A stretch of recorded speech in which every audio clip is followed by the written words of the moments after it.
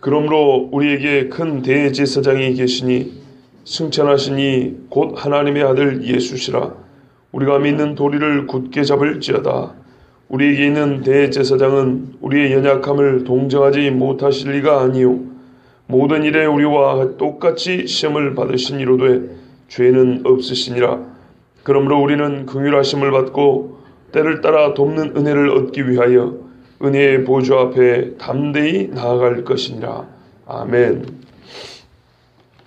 우리가 지금까지 모세와 여호수아와 비교했을 때 그들과는 비교할 수 없을 정도로 뛰어나신 선지자요, 또한 우리의 구속주가 되시고 참 안식에 이르게 인도하시는 하나님의 아들 예수님 이야기를 들었습니다.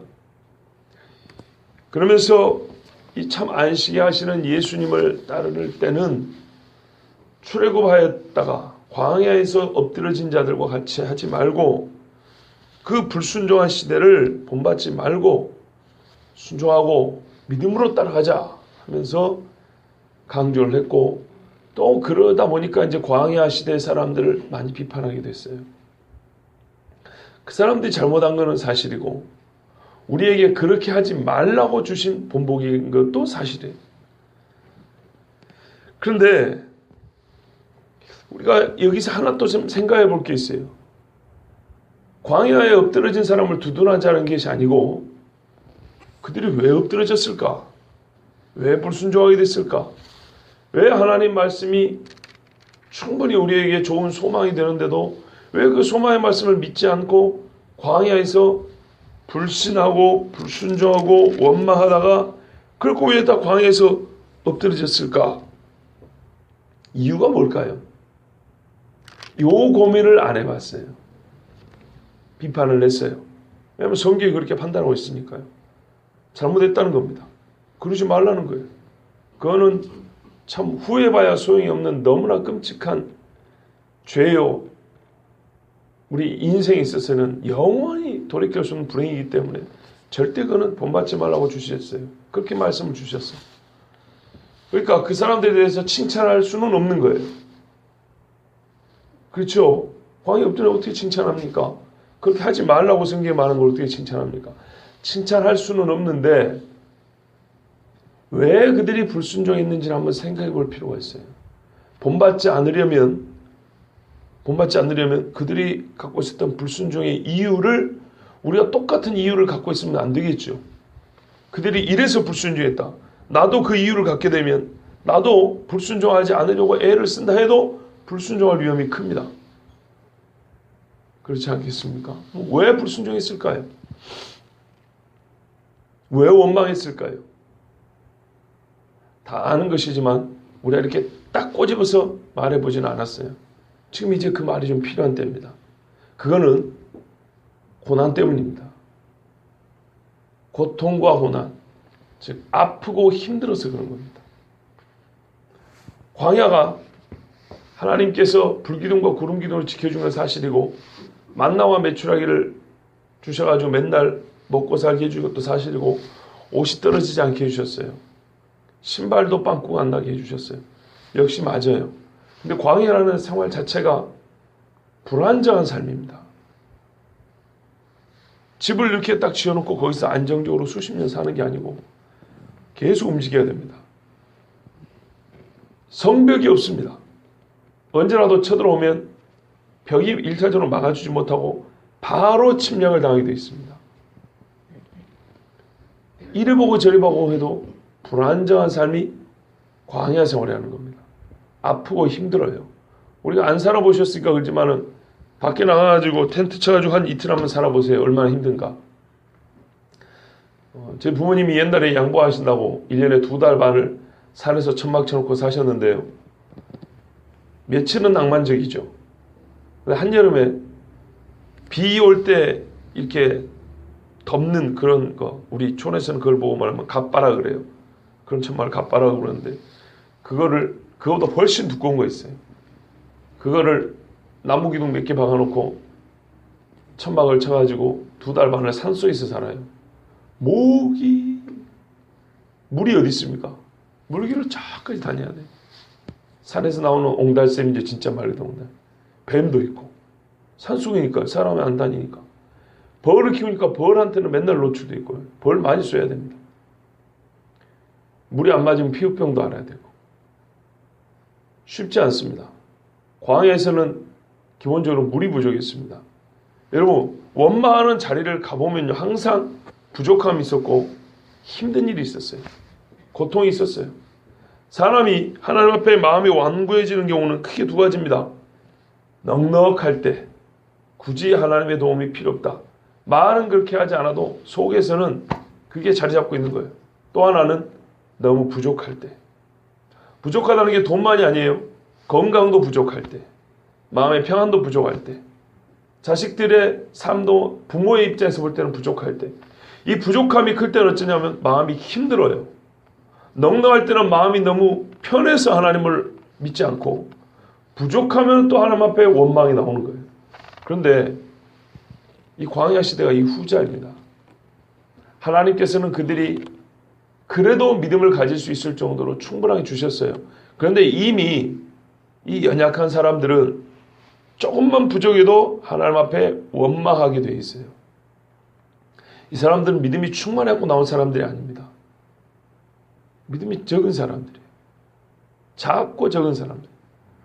그래서 하나님께서 이 믿음을 키워주시려고 단계별로 이렇게 시험을 하셨는데, 그 단계별로 올라간 사람이 있는가 하면 올라가지 않고 그 고통에 그냥 거기서 주지 않고 원망했던 사람들이 대부분이었어요. 이게 우리 실제 삶입니다. 그런데 어쨌건 믿음을 갖지 못할 만한 핑계밖에 안 됩니다.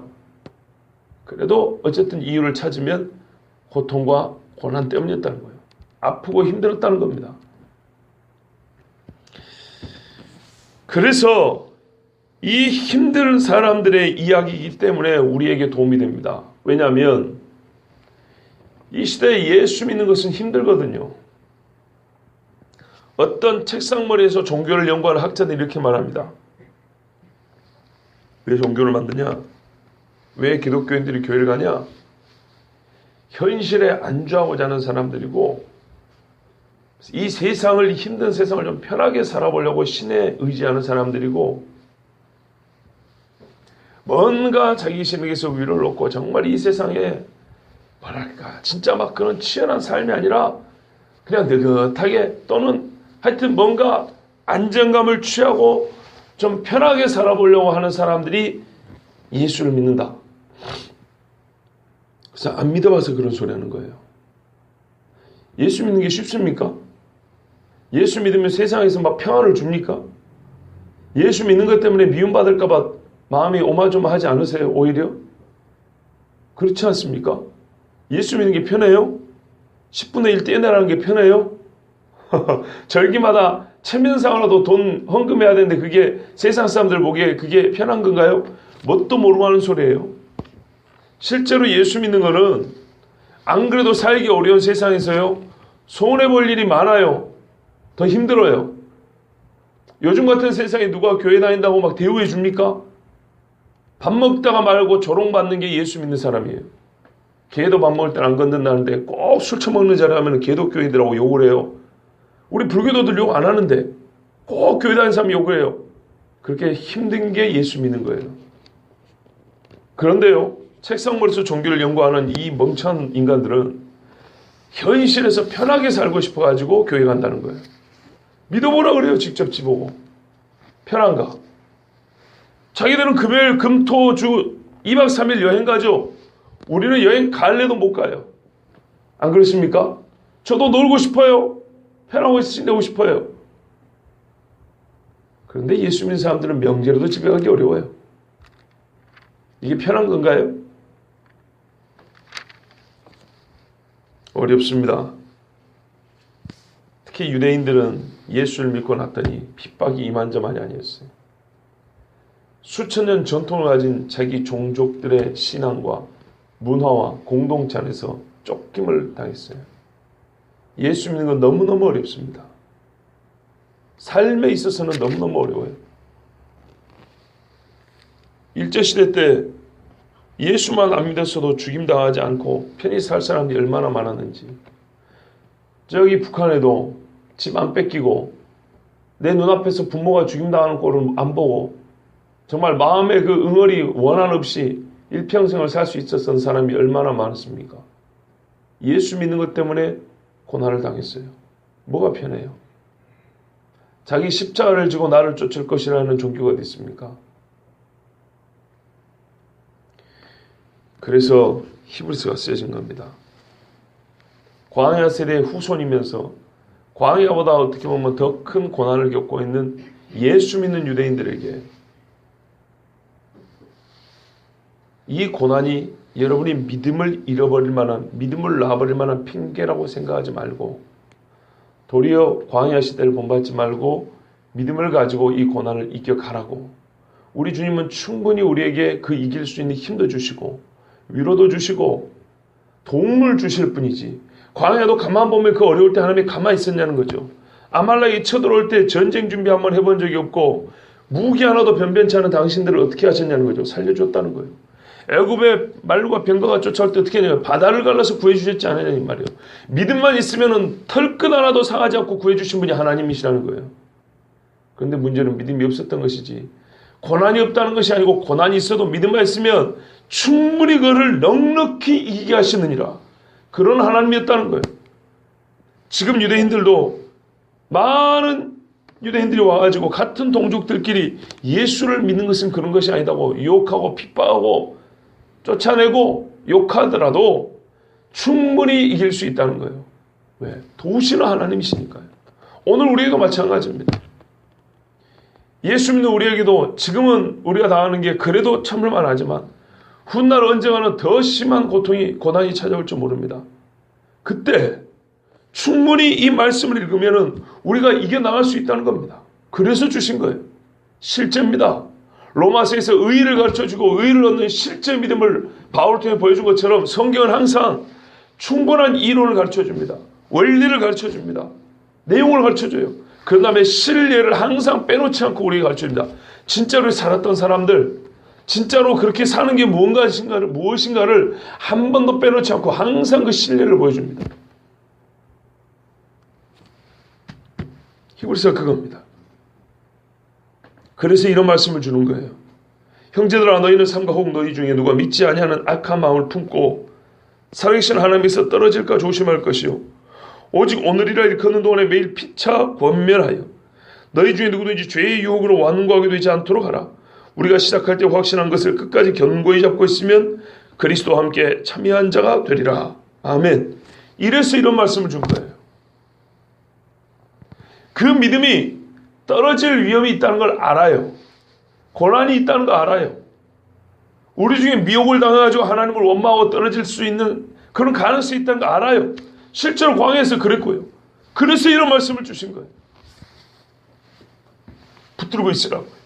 그런 넉넉히 붙들고 있을 수 있다는 거죠. 자, 그러므로 오늘 우리 주신 말씀이 또 14절에서 16절 말씀입니다. 지금까지는요, 방향을 배웠어요.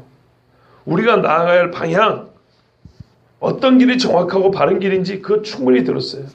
그 다음 필요한 게 뭘까요? 힘입니다. 힘. 그 길을 걸어갈 수 있는 힘이에요.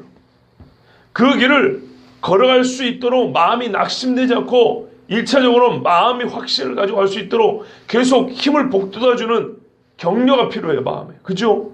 우리가 중요한 건 마음이죠. 이 마음이 낙심하지 않도록 계속 확신을 갖고 있도록 이 마음을 힘을 주는 말씀이 필요해요. 마음의 힘을 가지고. 또한 육체가 이 다리의 힘이 풀리지 않도록 계속 밀어주는 바람이 필요해요. 마이클 오튼이라는 미국의 신학자 이런 표현을 썼어요. 돛담배 있지 않습니까? 돛담배는 어찌해 나가죠? 바람이 불어야 되죠. 무풍지대라는 데 있어요. 무풍지대. 적도에 딱 걸리면 바람이 안 불어가지고 배가 돛을 아무리 많이 달아도 무겁기만 하지 바람이 안 부니까 거기서 가만 서서 바다에서 죽는 거예요. 그때는 어떻게 하죠? 노를 져야겠죠. 노를 젓고 바람이 있는 데로 가야 돼요. 그런데 이 돛담배가 바람이 없으면 꼼짝 못하는 것처럼 지도도 있고 저렇게 가야 되는 거구나. 얼마나 남았느냐 이것도 알아요. 정확하게 알아요. 그런데 문제는 바람이 없어서 배가 못 나가는 거예요. 그래서 히브리서는 방향도 가르쳐주고 길도 가르쳐주고 방법도 가르쳐 준다는 거예요. 그리고 바람을 불어서 힘을 준다는 거예요. 그 길로 갈 수 있도록. 그것이 바로 오늘 14절부터 16절 말씀입니다. 어떻게 바람을 불려주는가? 어떻게 힘을 주시는가? 보십시오. 첫 번째입니다.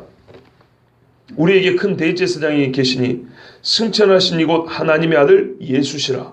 우리가 믿는 도리를 굳게 잡을지어다. 우리가 믿는 도리를 굳게 잡을 수 있는 이유가 뭐냐는 거예요. 그거를 잡게 해주는 힘이 뭐냐는 거죠. 무엇이 우리 마음속에 있으면 이제 길은요 앞에서 들은 걸로도 충분해요. 아니 천사보다 뛰어나시고 모세보다 여호수아보다 훌륭하신 그분이 하나님의 영광의 나라로 우리를 인도하시느니라. 알겠다. 그런데 이 아는 것이 믿음이 되어서 살아가려면 마음에 불어오는 강력한 바람이 필요해요. 그것이 오늘 말씀드려요. 여러분 히브리서 9장 11절에서 15절을 한번 읽어드릴게요. 그리스도께서는 장래 좋은 일에 대제사장으로 오사 손으로 짓지 아니한 것 곧 이 창조에 속하지 아니한 더 크고 온전한 장막으로 말미암아 염소와 송아지의 피로 하지 아니하고 오직 자기의 피로 영원한 속죄를 이루사 단번에 성소에 들어가셨느니라.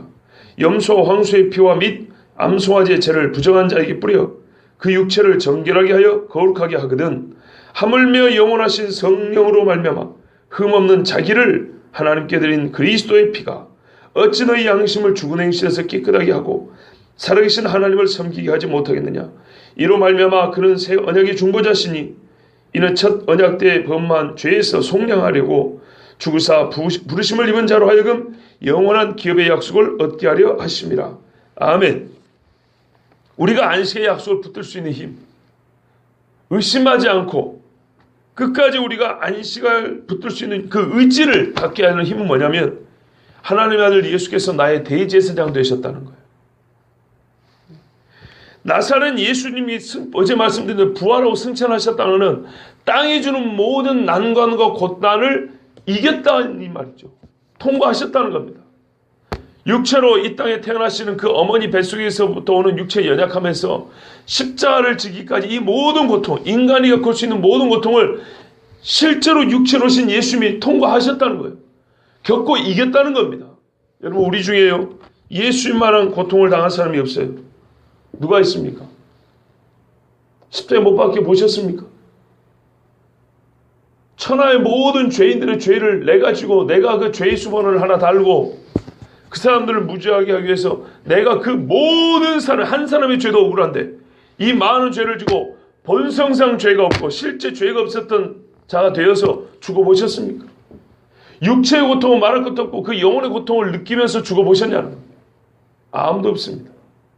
우리는 이 십자가의 고통을 너무 가볍게 생각하는데요. 절대 그러면 안 돼요. 채찍 몇 개 맞고 못 박혀. 아이고 얼마나 아팠어. 이거는 우리 철저히 인간적인 생각이에요. 예수님이 당한 고통은 이 정도가 아니에요. 그래서 성경적인 이해가 필요해요. 그의 영혼이 제물로 바쳐졌다 그랬어요. 우리는 아무리 이 땅에서 억울하게 살아도 이런 경험을 해본 적이 없어요. 이 모든 육체가 겪을 수 있는 최고의 최극단의 고통을 겪고 예수님이 이기셨어요.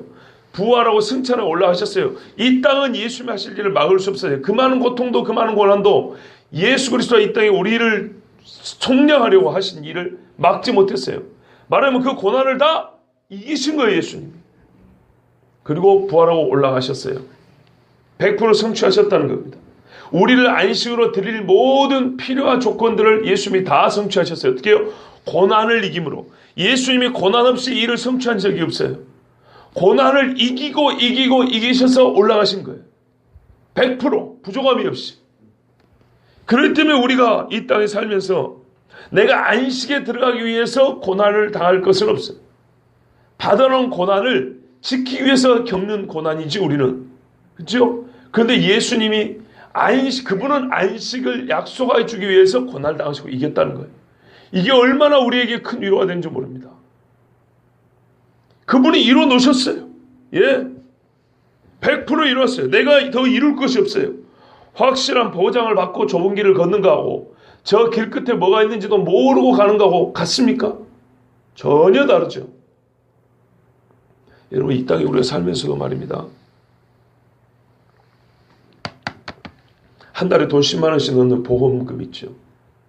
막상 일이 터지면 보험금 그거 받는다는 약속이 없으면 한 달에 매월 얼마씩 보험료 내겠습니까?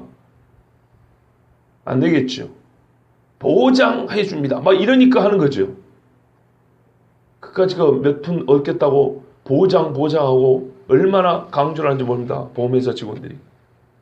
예수 그리스도께서 자기 피로 하늘에 올라가셔서 딱 하나님 보좌 옆에 앉으셨어요. 이게 보장이에요. 우리가 예수를 믿고 예수님이 행하신 그 피의 공로로 하나님의 안식에 들어간다는 이게 보장이에요. 이게 우리가 얻을 수 있는 힘입니다. 예수님이 이 땅에 어느 집에서 초막 짓고 사는 것이 아니고 지옥에 가시는 것이 아니고 썩어 없으신 시체를 두고 우리를 보고 안식에 들어갈 거니까 나를 믿으라 하신 것이 아니고 수많은 사람들이 보는 앞에서 구름 타고 위로 올라가셔서 하나님 보좌 우편에 앉아 계셨단 말이에요. 스데반이 어떻게 죽었는가 봐보십시오. 이게 우리에게 주는 보장이요 힘이에요. 세상의 모든 순교자들이 이 힘을 얻어서 순교했지 절대로 무섭고 벌벌 떨고 순교한 사람 없습니다. 그러므로 다른 생각을 하면 안 됩니다. 믿음의 도리를 굳게 잡으십시오. 신앙 고백을 흐트러지지 마세요. 큰 대제사장, 승천하시니 이분이 하나님의 아들 예수님이에요. 이거는 모세가 할 수 있는 것이 아니에요. 여호수아가 해줬 일이 아니에요. 오직 하나님의 아들만 하는 일입니다. 우리에게 대제사장 예수님이 계시는데 이분은 우리의 연약함을 동정하지 못하실 리가 아니에요. 옛날 번역에는 체휼하지 않으시는 분이 아니라 그랬어요. 몸으로 직접 느끼는 분이 아닌 것이 아니래요. 꼭 그렇다는 강조입니다. 긍휼에 풍성하신 분이에요. 우리의 연약함을 같은 마음으로 보신다는 거죠. 에베소 2장 4절 7절에 보면 긍휼에 풍성하신 하나님이 우리를 사랑하신 그 큰 사랑을 인하여 그 큰 사랑 때문에 허물로 죽은 우리를 그리스도와 함께 살리셨고 너희가 은혜로 구원을 얻은 것이라 또 함께 일으키사 그리스도 예수 안에서 함께 하늘에 앉히시니 이는 그리스도 예수 안에서 우리에게 자비하심으로써 그 은혜의 지극히 풍성함을 오는 여러 세대에 나타내려 하심이라 그랬어요. 여기에 세 번씩 반복되게 뭐냐면 그리스도 안에서 함께 긍휼로 인자와 긍휼로 자비로 이게 같이 묶어져 있다는 걸 보셔야 됩니다. 죽은 자를 살리시고 하늘에 앉히시고 은혜의 풍성함을 여러 세대에 나타내신 이 하나님, 요 말씀만 갖고도 우리가 신앙 고백을 끝까지 붙들어야 될 이유가 충분해요. 이뿐 아니에요. 우리에 있는 대제사장은 모든 일에 우리가 똑같이 시험을 받으셨어요. 육체의 한계를 끝까지 겪으셨고 우리가 무엇이 필요한지 육체가 필요한 것들을 하나하나 빼놓지 않고 다 체험하셨어요. 전지하고 전능한 능력으로 체험한 것이 아니라 육체의 연약함으로 체험하셨어요. 하나님은 안 겪어도 알잖아요. 전지야, 배가 고픈 것이 저런 것이구나. 이렇게 아신 것이 아니고 진짜로 배가 고프셔서 체험하셨다는 거예요. 몰라서가 아니고 알지만은 것을 자기 몸에 새겨두셨어요. 우리의 연약함, 우리의 필요를 다 아신다는 말씀입니다.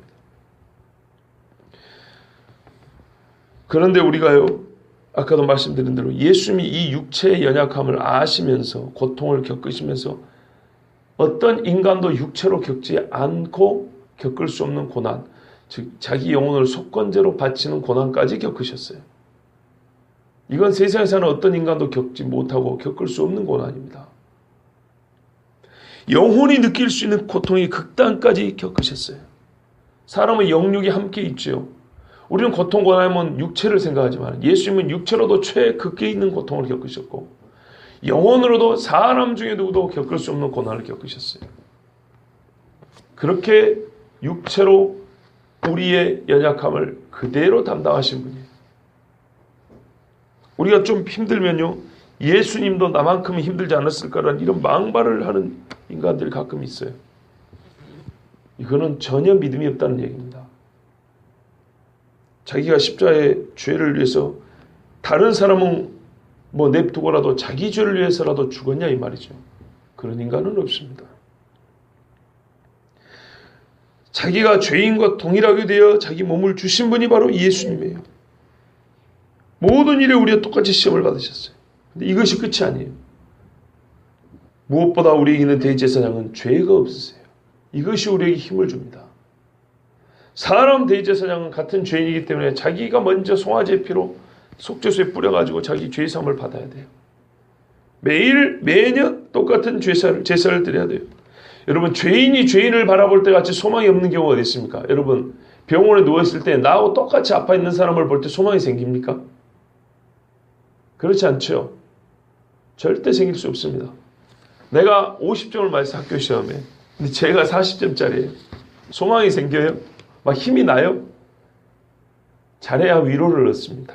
잠깐. 나보다 모자란 부모님이 또 하나 있구나. 이거는 같이 죽자는 얘기입니다. 나만 모세한테 원망한 줄 알았더니 원망한 인간이 또 하나 있구나. 그래봐야 거기서 나오는 게 뭐예요? 나도 산채로 음부에 떨어지고 니도 음부에 떨어지고 이겁니다. 이건 소망이 아니죠. 그렇죠? 예.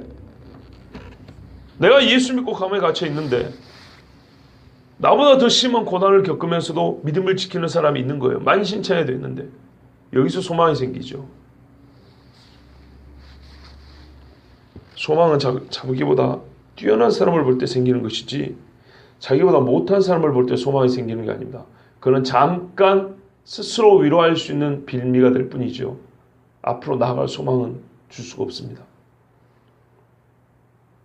여러분, 예수님을 대제사장으로 모신 분은 뒤로 빠지지 않습니다. 속죄에 대한 확신이 있고요. 안식에 대한 소망이 확실합니다. 그런데 예수님을 한낱 인간으로 믿는 사람은 교회를 아무리 달려도 절대로 우리 하나님 앞에 설 때 평안을 느끼지 못하고 이 길을 수고로에 달려봐야 나중에 죽을 때 허무할까 봐 걱정이 태산입니다. 내가 이렇게 헌금 많이 바쳤는데 교회에서 봉사도 한다고 했는데 예수님을 우리의 죄를 완전히 단번에 대속하신 대제사장을 믿지 못한 자는 이 길이 끝이 허무할까 봐 불안하다니까요. 평생 내가 놀지 않고 교회 다닌 게 헛된 것이 될까 봐 불안하다고요. 그런데 예수님을 대제사장으로 모신 사람은 절대 불안하지 않고 끝까지 이 길을 달려갑니다. 예수님은 시험받았지만 죄를 짓지 않으셨어요. 완전히 순종하셨어요. 왜냐? 죄는 본성하고 상관이 있는 거예요. 예수님의 본성은 본성적인 타락이 없는 분이기 때문에 절대 죄에 지신 분이 아니고 죄를 이긴 분입니다. 그런 분이 우리 대제사장이에요. 이게 또한 우리에게 강력한 바람입니다. 안식에 들어갈 걱정할 필요가 없어요. 그러므로 우리는 긍휼하심을 받고 때를 따라 돕는 은혜를 얻기 위하여 은혜의 보좌 앞에 담대히 나갈 것이니라. 대부분의 사람은요, 하나님께서 나를 보고 계신다 이런 생각을 하면요, 평안을 얻기보다는 자신감을 잃고 불안하고 두려워요. 여러분 혹시 그렇습니까? 그러면 빨리 회개해야 됩니다. 아담과 하와가 범죄하지 않을 때는 날마다 하나님을 기다렸어요. 하나님을 만나고 즐거웠어요. 하나님이 가르쳐 주시는 오늘의 새로운 지식 너무나 좋았어요. 저거는 뭘 한다? 농사를 이렇게 짓는 거란다. 얼마나 좋아하는지 몰라요. 그런데 범죄한 이후에 깨진 것이 뭐예요? 하나님이 두려워요. 빛의 한가운데 있는 게 아니라 빛의 언저리 어둠을 찾아 어슬렁어슬렁 숨어 다니는 거예요. 이게 사람이에요. 절대 하나님 앞에 담대할 수가 없어요. 세상에 이거보다 큰 낙심거리, 이거보다 큰 괴로움이 없습니다. 근데 이 어둠 속에 있고 싶어서 빛이신 예수님을 못 박아 죽였죠. 이거는 죄의 시작이고 죄의 끝입니다. 그러나 대제사장인 예수님을 모신 사람은 어떻게 돼요? 담대해요. 여러분 이거보다 큰 힘이 어디 있습니까? 그러니까 죄의 미혹에 빠지지 말고 하나님에 떨어지지 말라는 거예요. 이런 분이 계시니까 이분이 어떻게 해요? 도와준다는 거 아닙니까? 긍휼하시다. 아까 읽으셨죠? 긍휼하신 분이에요. 우리를 너무너무 사랑하고 도와주시려고 작정하신 분이에요. 그래서 하나님과 화목하게 됐어요. 예? 그런지 이 일에 대해 우리가 무슨 말하리요? 만일 하나님이 우리를 위하시면 누가 우리를 대적하리요? 자기 아들을 아끼지 아니하시고 우리 모든 사람을 위하여 내주시니까 어찌 그 아들과 함께 모든 것을 우리에게 주시지 아니하겠느냐? 누가 능히 하나님께서 택하신 자들을 고발하리요? 의롭다 하신 이는 하나님이시니 누가 정죄하리요? 죽으실 뿐 아니라 다시 살아나신 이는 그리스도 예수시니 그는 하나님 우편에 계신 자요 우리를 위하여 간구하는 자신이라. 아멘. 우리에게 있는 뭐요? 대제사장 살아나시니 하나님의 아들 간구하시니 하나님 우편에 앉아 계시니 로마서 말씀과 히브리서 말씀 똑같죠. 아까 읽었던 에베소서도 마찬가지. 본래 긍휼에 풍성하신 그 하나님이 우리를 도우시고 십자가에 달려 죽으신 예수님이 살아나서 승천하셔서 하나님 우편에서 지금도 우리를 간구하시고 성령을 통하여서 우리에게 강력한 능력을 주셔서 이 고난과 광야에서 이겨나가게 하신다는 겁니다. 가만 내버려둔 게 아니고 지도 하나 던져주고 네가 하나서 살아난 게 아니고 도와주신대요. 강력한 발로 밀어주신대요. 여러분 이런 체험이 없다면 이거는 살아있는 신앙이 아니에요. 신앙생활 하는 게 아닙니다. 당당히 나아갈 수 있어요. 에베소 3장 12절에도 우리가 그 안에서 예수 안에서 그를 믿음으로 말미암아 담대함과 하나님께 당당히 나아감을 얻느니라. 필요한 건 그래서 믿음이에요. 예수님이 이렇게 다 하셨어요. 이제 믿음만 있으면 길만 찾는 것이 아니고 당당하게 나가요. 구하여 받을 수 있다는 겁니다. 힘을 얻을 수 있다는 거예요. 문제는 뭐예요? 사람이 구하지 아니하기 때문이라고 그랬어요. 구하여도 정욕으로 구하기 때문이라고 그랬어요. 이것이 문제인 것이죠. 믿음을 가지고 바르게만 구하면 우리 주님이 주신다. 지금까지 너희가 내 이름을 구하지 않았으나 구하라 그러면 너희에게 받을 것이요. 당당히 나간대요. 이 말은요. 시간이 지나고 우리가 죽고 나서 천국에 당당히 들어간다는 그런 말이 아니에요. 오늘 여기서 주신 말씀은 이 땅에 있는 동안에 당당히 기도하고 당당히 받는다는 거예요. 자식이 아버지한테 필요한 거 구해가지고 받는 것처럼. 예? 지금 히브리서는요. 영원한 소망을 말하는데 그 소망의 길을 걸어가는 이 땅에 도상에 있는 사람들이 주신 말씀이에요. 여기서 믿음을 잃지 말라는 거죠. 여기서 믿음을 갖고 가라는 거예요. 여기서 그러니까 도와주겠다는 거예요. 그 안식에 들어갈 수 있도록. 때를 따라 돕는 은혜가 그런 말입니다. 때를 따라 매 시간마다 이 땅에서 시간과 공간에 빈틈을 주지 않고 도우신대요. 하나님은 때를 아세요. 언제 필요한지. 영적으로나 육적으로나 필요를 하시고 된대요. 살아난 자에 네 영혼이 잘못지 네가 범사에 잘되기를 간구하노라. 이건 이 땅에서 이야기죠. 범사는 이 땅에서 이야기죠. 영육이 빈틈이 없고 시공간에 빈틈이 없이 차이가 없이 믿는 자에게는 또한 차별도 없이 우리 주님이 그렇게 도우신대요. 여러분 그래서 우리가 기도를 할 때는요. 우리가 누구에게 구하죠? 하늘에 있는 대제사장 하늘에 있는 내 아버지한테 구하죠. 그러면 어떻게 역사가 일어나요? 성령이 와서 하나님의 영이 도와주시죠. 기도는요. 그래서 크게 하는 거예요. 넓은 기대, 큰 기대를 갖고 하는 거예요. 내 입을 넓게 열라는 것이 그냥 말씀을 한 게 아니고 실제로 여러분 사람 앞에 돈 100만 원을 빌려줄 수 있는 사람한테는 1000만 원을 요구할 수가 없어요. 그렇지 않습니까? 라면을 먹고 사는 사람한테 나한테 불고기를 사달라 할 수는 없는 거예요. 그런데 하늘에 계신 우리 아버지 앞에는 그래서 크게 기도하는 거예요. 그런다고 모든 인간적인 욕심을 내소라는 얘기는 아닙니다. 이 믿음의 여정을 살아가는데 필요한 도움들이 있어요. 이 고난을 이겨나갈 도움이 필요해요. 그런 거는 사람의 빽이 줄 수 있는 게 아니죠. 하나님 앞에 기도하는 거예요. 이기게 해달라고요. 피한 것이 아니고 이기게 해달라고. 때로는 환난을 피할 수 있게도 기도하고 환난을 나가면 이기게 해달라고 기도하고. 이거는요. 아까 말한 무슨 라면과 불고기 문제가 아니죠. 하나님의 사람으로 이 땅을 마무리할 수 있느냐? 내 인생의 마지막까지 내가 그리스도인으로 살고 마지막 숨을 내쉴 수 있는 것이냐? 아니면 불신자로 죽느냐? 영원한 차이를 가져오는 겁니다. 진짜 안식에 들어갈 거냐? 안식의 문 앞에서 멈출 것이냐?